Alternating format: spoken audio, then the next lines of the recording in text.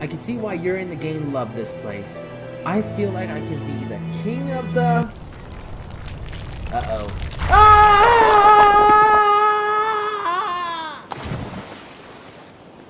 Ouch!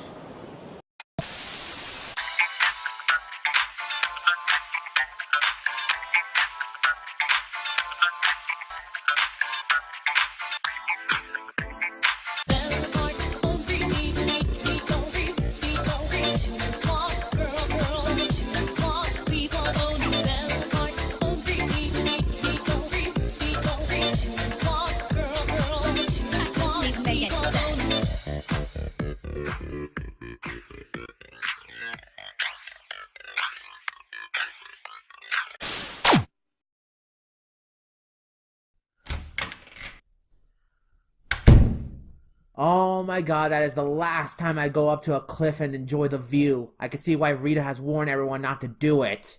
Anyway, hello there everyone, this is the Animewolfgamer here, and today I am back to reviewing games, and this time it's a game that I have a lot of fondness memories of, and has been hyped for since the announcement. Oh, Tales of Vesperia, how I missed you. I had this game for the 360 at a time before my brothers took his consoles and all the games with them. Oh, I can just remember like it was just yesterday. Me and my brothers played this game a lot and has become our second favorite game for co-op couch sessions next to Symphonia on the GameCube. It was a blast. Now, how I found this game back then, I was looking up a walkthrough to see where all the side quests are. I noticed that one of the videos is written in Japanese, which was the PS3 version of the game. It was where Yuri and Judah was meeting up with everyone at the tower, and I didn't think of nothing until Flynn popped up and joined the party.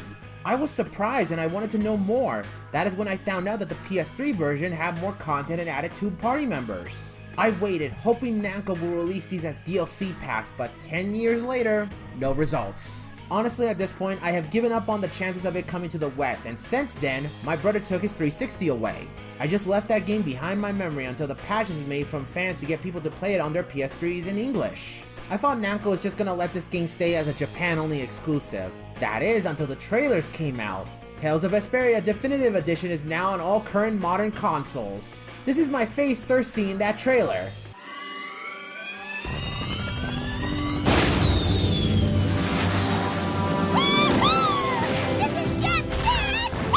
So once I cashed in all my checks this month, I went to GameStop and bought the game. It's time to review the true version of Tales of Vesperia. For the people are no match against the hordes of monsters that crawl the earth. Barriers protect the cities in which we live, and we are completely dependent upon them for our survival. Tales of Vesperia begins with Yuri Low, a average lowlife in the lower quarter who is just trying to live his life with others till the Aqua Blastia was stolen. As he heads to retrieve it, it soon becomes something bigger as he meets Estelise, or Estelle for short. The two embark on a journey, and as they meet new friends, they soon discover that there is more to this world than they once think. Now, this is how you start a story. With the beginning starting on a personal motivation, it gives the characters a good first impression. It informs you just enough to get the idea of what the characters' motivations are and how it will affect them from the rest of the journey. Now, we all know how every Tales game so far always has the main objective changed to continue the adventure. Vesperia does this pretty well as the conflict of each supposed arc has a little snippets of its problems that continues to grow. It doesn't feel jarring and it actually fits naturally.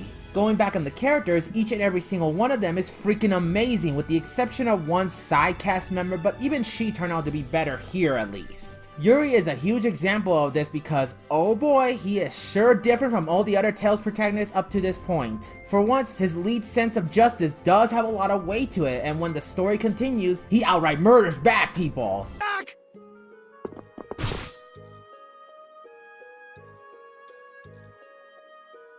I was so close. De nomos. At the time, this was refreshing because we got a protagonist that knows about his actions and the consequences that comes with it. It's one of the major reasons why Yuri is beloved by the Tales community. Even to this day, it is still refreshing to see a hero doing whatever it takes to make things right despite doing exactly what the villains do. That and he can be a very funny asshole at times when he plays off of others. Wow, Captain. If I didn't know you were just goofing around, I'd swear you were really scared. Pretty good, huh? Then we got the rest of the cast. If you know about your anime stereotypes, they all fill the roles that you expect. You got the shelter cute princess, the tsundere, the young kid, the adventurer with a tragic past, the femme fatale, the goody two-shoes friend, and the pervert who turns out to be the wise adult figure. Oh, and the dog, because everyone needs a dog. All these characters you have probably seen before many times, but what makes them all interesting is that the development throughout the journey makes them stand out. That and the personalities really play with each other a lot, and you get to see a lot of insight with them. None of them feel boring, and all of them do have a chance to shine as the story gets a lot more complex. They play with these cliches only to have you be surprised on the turning revelations for these characters. Yeah, sure, you could see them a mile away, but it wasn't out of nowhere, and they foreshadow it just enough for you to try to put the pieces together. I think my favorites has to be either Raven or Patty, who really shows how they can be thick-skinned people when the entire world is against them. Patty especially, because goddamn, this just basically sums up current rumors and gossips in this day and age, and I just want her to be so fucking happy. One of the things that the definitive edition managed to do so well is that it made me like Flynn. Now, back in the original Xbox 360 version, Flynn always annoys me with how he just sits back and can't do anything because of his loyalty to the Knights and Empire.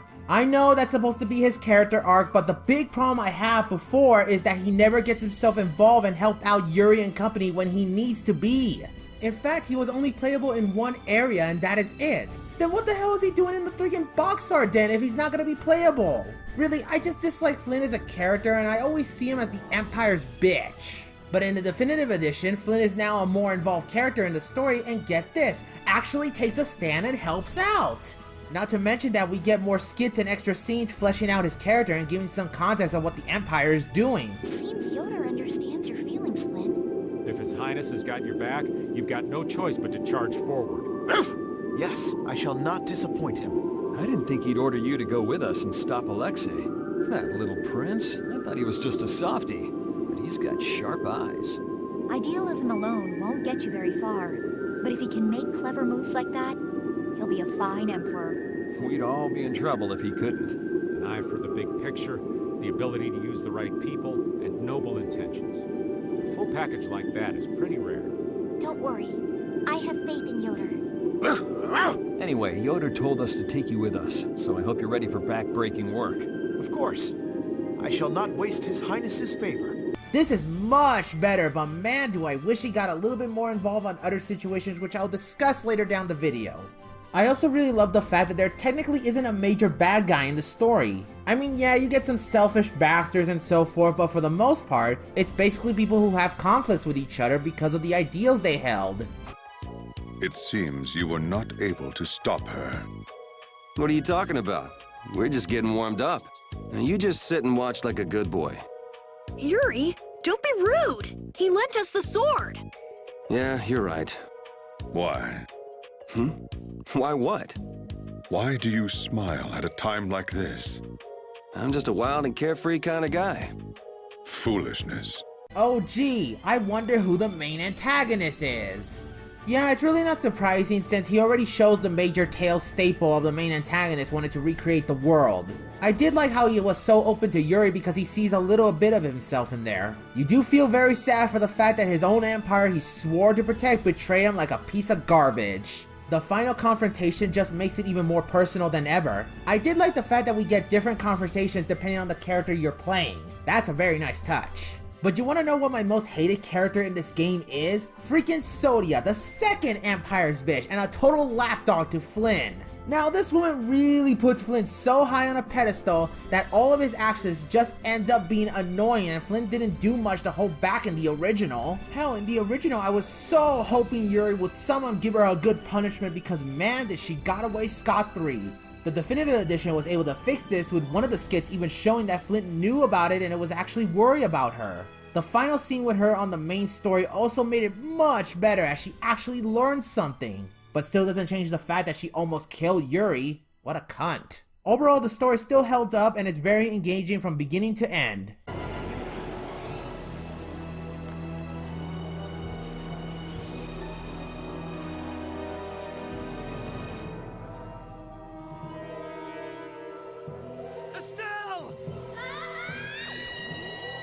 For graphics that came out in 2008, they still look good, and with the definitive edition, the graphics look a lot more polished this time.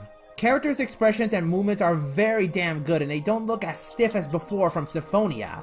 The world map is pretty amazing too. Everything looks so gorgeous. Even if you play it on dock mode, it still looks really good in 720p. The frame rate for battles are very consistent, and so far I haven't noticed too much slowdown even when you enter in a battle with 10 enemies. However, the frame rate is below when you go to the overworld, and it's very noticeable, but it doesn't look as bad, so it's all good. But what I did notice is that some characters has very off lip syncing at times. Like, seriously, some of the mouth movements don't even finish, and I remember most of them follow the words in the original, so I don't know what happened here.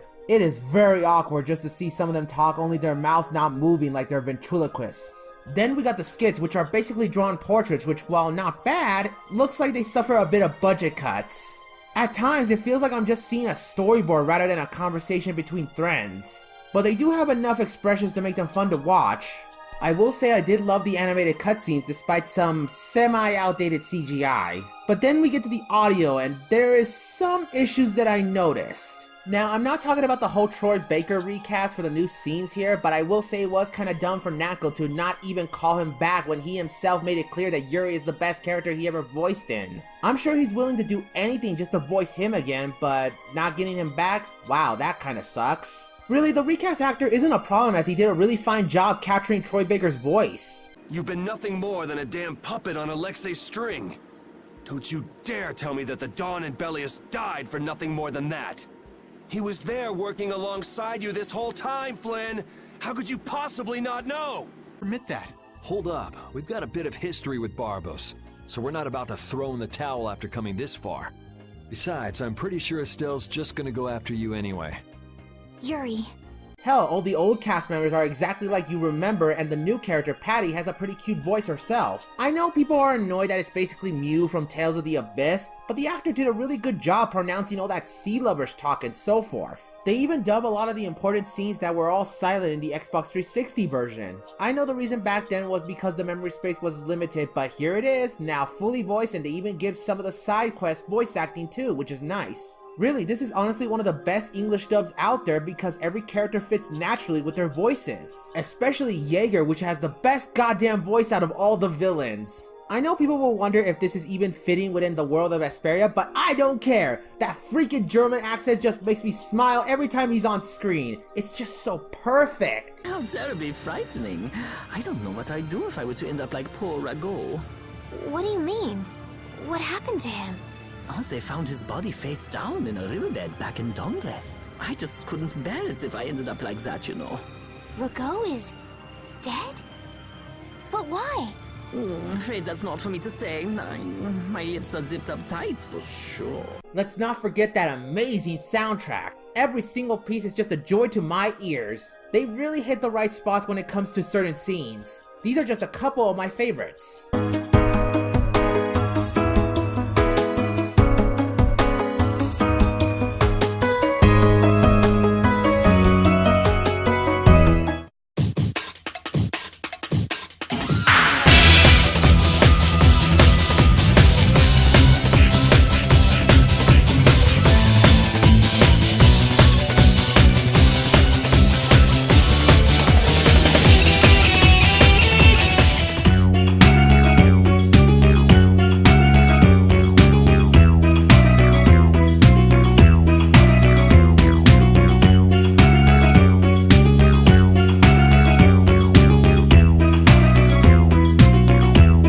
But then some issues just keep popping up. For one, I think most of the actors do sound somewhat different in the new lines. Now, it's not so noticeable, but you can tell the actors have aged in some respects. But then there's the audio mixing. What the hell happened here? Some skits sound so fucking quiet that I had to turn up the volume on my TV just to hear it. I did put the background music settings down, but it's still too low. Not to mention there's some really out of place lines in certain scenes. Like take this one for example, where they saw the mural of the child of the full moon. Was lost. The Autophagos was quelled in the end. The fact that we are all still here today is evidence enough of that. So then, is this painting showing the Autophagos being brought under control?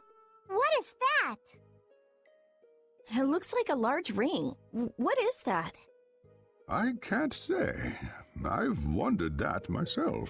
Okay, did they not try to get a voice actor similar to the old one in the Xbox 360? Then there is this line. The core's fine, and I can repair it. It's just... What a sad ending. That isn't what the text says. You see, the dub feels a bit rushed here, and it makes me wonder if they announced this game too early to not fix any of these. Now, they are far and few between, but they are way too noticeable for me, especially when it's all the new content. Overall, the graphics, while it aged in certain aspects, is still kinda good, and the audio is mostly 80% good with 20%, "Hey, can you speak up?" I have an answer for you!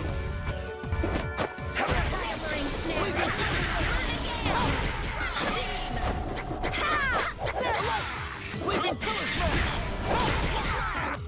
Wavering darkness. I have an answer for you! First off, the controls with the Joy-Cons feels a bit off at times.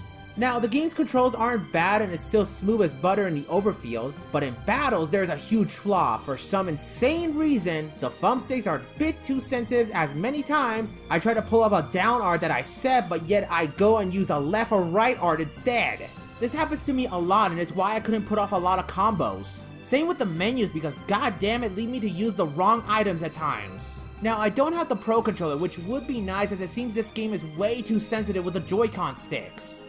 So yeah, if you're gonna play this game, I highly recommend the Pro Controller. But you can work with the Joy-Cons, just expect them to be a little unresponsive at times. Now onto the gameplay, and let me say that if this is the final Tales game to take on an open world format, then this is the swan song of it. If you ever played a Tales game before, then you all know what to expect. A cast of playable characters, each with their own arts and skills, with an overworld for you to explore. However, the world doesn't really open to you until you reach about halfway through the game, but you don't have to worry about it much, as you do get a boat, and before that, the game is more linear on where you have to go, so getting lost isn't an issue. Like any overworld, you will see monsters and fight them. This is the main course within these games, the combat. Now, if you play Symphonia, it's basically that, only a lot more added to it to make it fun. It follows your typical 3-hit combo leading to an art. However, what is added here is the skills that you can learn. Okay, so basically in this world, weapons are now having a lot more focus this time around. Instead of just having them be equipable stuff to make you stronger, you also get skills built into the weapons for you to earn. Thanks to this, you'll learn how to back roll, add more combos and chain arts together, etc. This skill does go a lot deeper the further you play. It gives these weapons a lot more purpose, as I now equip as many as I can to earn these skills. It's no easy task either, as some of them take up a lot of time when learning them. Not to mention it even leads to learning altered arts, which is basically a more advanced version of an art with other properties. I know Symphonia had something similar with the T and S skills, but here the skills are permanently earned and kept by the character. Could be wrong on that, as I just started replaying Symphonia, so my memories could be a little rusty. These skills are very important, as they make the combat much more fluid and satisfying. Every character even has exclusive skills made tailored to them, a good example being Judah, who has many options to pull off aerial combos for being such a flexy woman, as well as Patty, who has more chances of the random roulette playing in her favor. Really, the weapons now have a lot more importance to them, and I highly suggest keeping them all because you do need them for synthesizing other weapons on your journey. Throughout the battles in Overworld, you'll find a lot of materials. These will help you on getting all the skills that you need that's only coming from shops. I can tell you this, I spent about 2 hours just trying to get every character some new weapons. Each of them are very distinct from one another. Even Yuri and Flynn, who despite doing the exact same art, has a ton of differences to them. You could say Flynn is a semi-echo in terms of Smash Bros, which the game series seems to be more compared to because of the art performing with certain buttons on the directions of the control stick. When it comes to it, all the characters are assigned to different types of battle styles. Yuri, Flynn, and Judith are mostly the combo-orienting ones, with each of them focusing on a specific combo chain, such as Yuri being more brutal with his attacks. Carol is also the same, only he is much slower but hits like a damn tank. Rita and Stell are magic users, only one focuses on attack magic while the other mostly heals. She does have attack magic of her own, and so does Flynn, but healing and status buffs is what they are good at. Raven is a long-range attack user, as most of his attacks requires you to be a little farther from your enemies. Repeat seems to be the most balanced type with Flynn and Yuri, which makes sense on the fact that the two raised him during his puppy years. Then we got Patty, who's basically the walking version of a loot box in terms of the fact that you'll never know what she can do. Seriously, almost all of her attacks had a random element to her. It makes this character very tricky to use because she can hurt not only herself but others too, which is annoying. Yeah, I know that sounds bad, but thankfully, if you're good with her, you can avoid all of that. She's honestly the most fun I have, and she even has 4 forms: Critical, Brainiac, Advanced, and Normal. Depending on the mode, you'll get a different form of attack, such as Brainiac being much more easy to use with magic, or how Advanced is more hard-hitting attacks. That, and there's also Fatal Strikes, which are very cool to pull off with every character. Mystic Arts are a lot better than ever. Patty's entire random roulette is just funny to see, and everyone looks so cool to pull off. Also, in the Definitive Edition, now everyone gets a second Mystic Art. I only wish I could show you, but fuck me, they decided to make getting these as complicated as ever like every other previous Tales games. Really? I have to do all that? You know, how about just make the limit meter go up to 8 this time instead of this complicated BS? Now, it's not as bad as Symphonia, but seriously, I am so glad they stopped doing this once Tales of Grace came out. I'd rather earn these Mystic Arts through leveling up instead of this complicated process. Now, how can an RPG go without some dungeons to explore? Now, these are mostly linear style with some theme exploration and puzzles to solve. They usually also have a gimmick with them thanks to the Sorcerer's Ring. The ring will be your best friend in activating switches and making way to find hidden stuff around the area. It rewards you for coming back later and looking for the side paths you couldn't go because of some stupid obstacle. Despite that, the content in this game is very massive. If you thought the Xbox 360 was already big, then get ready because this game will make you spend over 130 hours just to get everything done. I'm on my 3rd playthrough right now and I'm just only 80% done with most of the side content. It's also worth to note that the side content also adds more character moments for the main cast, which is rewarding in and of itself because it also gets context on characters on a personal level. That and costumes! Oh boy, earning these just brings a joy to my heart. Namco even gave us 3 DLC costumes as well, and honestly, I wonder if anyone written a fanfic of Vesperia being a university high school. Just a thought, and if you do, just link it in the comments. Just like any other Tales game, you'll earn grade, which is used to pay up on certain things that you want to keep. Here's a helpful video on farming grade because you're gonna need it, as I'll tell you soon enough. They even added more dungeons such as Netropolica and the Sucking Grotto, which is related to the side characters from the Vesperia movie prequel. That is pretty awesome and kinda reminds me that I need to watch that movie at some point. Oh, the boss fights, a lot of them have been added, and let me tell you, the extra bosses do not fuck around when you crank that shit up to unknown or hard. The main bosses aren't a slouch either, especially against all the Zagi fights. Gotta hand it to the developers on making all the encounters with him pretty challenging yet freaking cheap at the same time. That and finding the bosses in the Labyrinth of Memories is pretty trippy and the only place where you can re-fight a lot of these guys at their strongest. Seriously, this place is so weird. But now let me talk to you on some issues that I encounter in this game. Okay, first off, you're gonna have a rough time at the beginning of your first playthrough. Before the combat gets any deeper, you have to deal with the sluggish movement speed and the limited of combos until then. Now I know this is how it's been in the original, and while it is criticized there, it can be workable at least. Not here in the Definitive Edition because they crank up the difficulty on normal. I'm not even joking as certain enemies and boss fights can take you out in a couple of seconds. Like really, in my first playthrough alone, I was behind 5 to 10 levels from the bosses. Now I know grinding is a thing, but it takes so goddamn long, so I went ahead regardless and I hardly do well in these. Oh my god, Alexei's fight was so painful. One-shotting me with that damn Mystic Art for 6 times. 6 freaking times! Needless to say, I said fuck it and turned the difficulty down to easy. In fact, I had to lower it for most of my playthrough because I just couldn't fight any of these later bosses. This is why you need to farm as much grade as possible if you want to get both the 2 times experience and the 5 times experience to make the next playthrough a bit more easier. That and getting those dice to equip to double that earning. Really, the first playthrough was so damn rough and I'm only telling you this now just to be ready when you first play this game. Can I also say that Flynn really is still lacking being a party member here? What I mean is that it takes so goddamn long to get him to be in the party that it almost feels like he's never there to begin with. I know it's for story reasons, but why isn't he playable when Zagi invaded the Colosseum? He was right there before and after the battle. Or how about here when Yuri dropped some hard truth bombs on him? He should have joined him here, and before anyone says it, he could have just leave after getting Judith and goes back to investigate what is going on. Really, they should have put more times to play as him, and no, I don't have a problem with Flynn not joining the game when heading to the castle. It's his big shining character moment and I still love it regardless. I guess it's the reason why Patty's only playable till the second half of the game, but at least she didn't keep on leaving afterwards. Going back on the side quest, while fun to find, it was annoying knowing when they will be active. Like seriously, there's no journal to tell you this, which I guess is not surprising since this is before they started doing that like in Tales of Grace. But a lot of these quests are super time sensitive, so it's annoying on missing out any quest that has a beginning, middle, and end. Really, get a guide for this, because you're gonna need it till you memorize where they are. Okay, and also, here's a small nitpick that I had with the Metropolica dungeon. It's too easy to get lost! Even when I took a look at the map, I still don't know how it works. Nice gameplay gimmick here, but man was it annoying the first time. Also, get a guide for this too, and trust me, you'll need it to know where all the most important items are. Would have been nice to have some sort of details in the background. So despite those issues, Tales of Vesperia's gameplay is the very best when it comes to Team Symphonia's level of combat polish. It is very fun and a step above from Symphonia. Well, we have our own work to do. Carol, do your thing. Right. Everybody! We will win no matter what! Onward, brave Vesperia! Yes!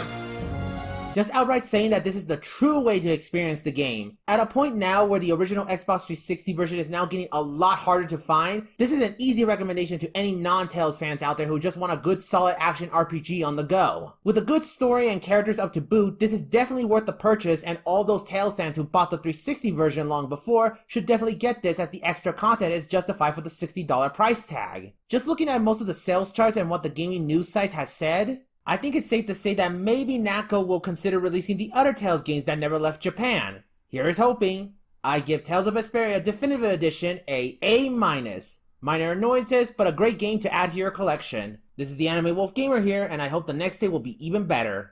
See ya!